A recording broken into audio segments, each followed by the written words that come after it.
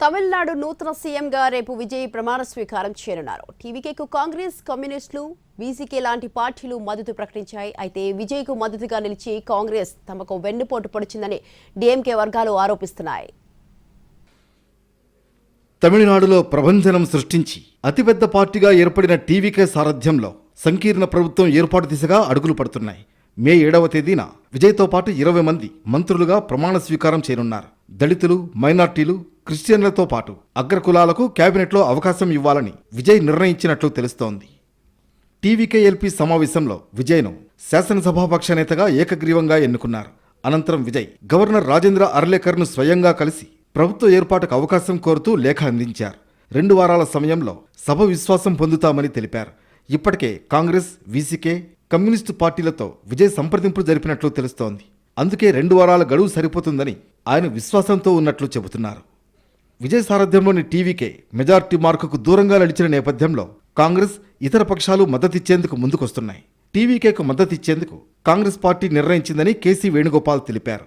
TVK party అభ్యర్థనపై చర్చలు జరిపి నిర్ణయం తీసుకోవాలని పార్టీ పెద్దలు తమిళనాడు కాంగ్రెస్ను ఆదేశించారు. దీంతో ఇవాళ సమావేశం కానున్న తమిళనాడు కాంగ్రెస్ నేతలు టీవీకేకు మద్దతుపై చర్చించనున్నారు. 2006లో మెజార్టీ దక్కించుకోలేకపోయిన డీఎంకే ప్రభుత్వానికి కాంగ్రెస్ బయట నుంచి మద్దతిచ్చింది. ఈసారి కాంగ్రెస్ పార్టీ సంకీర్ణ ప్రభుత్వంలో చేరుతుందనే చర్చలు టీవీకే వర్గాల్లో వినిపిస్తున్నాయి. డీఎంకే నేతృత్వంలోని లౌకిక ప్రగతిశీల కూటమిలో సింగిల్ డిజిట్ సీట్లు సాధించిన పార్టీలతో విజయ్, టీవీకే నాయకులు సంప్రదింపులు ప్రారంభించారు. 11 సీట్లు మాత్రమే అవసరం ఉన్న నేపథ్యంలో కాంగ్రెస్, కమ్యూనిస్టులు, వీసీకే వంటి లౌకిక పార్టీల నుంచి అవసరమైన మద్దతు అందుతుందన్న విశ్వాసంతో టీవీకే నేతలు ఉన్నారు. తిరుమావళవన్ నేతృత్వంలోని వీసీకే, ఇతర కొన్ని చిన్న పార్టీలు సింగిల్ డిజిట్ స్థానాలు సాధించాయి. కాంగ్రెస్ 5, సిపిఎం 2, సిపిఐ 2, వీసీకే 2 సీట్లు గెలిచాయి. పీఎంకే కూడా మద్దతిచ్చే అవకాశం ఉందనే చర్చ సాగుతున్నది.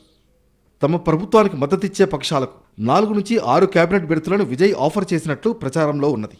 కాంగ్రెస్కు 2, వీసీకే, సిపిఐ, సిపిఎంలకు తలొక మంత్రి పదవి ఇస్తారని తెలుస్తోంది. విజయ్ నేతృత్వంలోని తమిళగ వెట్రి కళగం టీవీకే పార్టీకి కాంగ్రెస్ మద్దతు ప్రకటించడంపై డీఎంకే తీవ్ర అసంతృప్తిని వ్యక్తం చేసింది.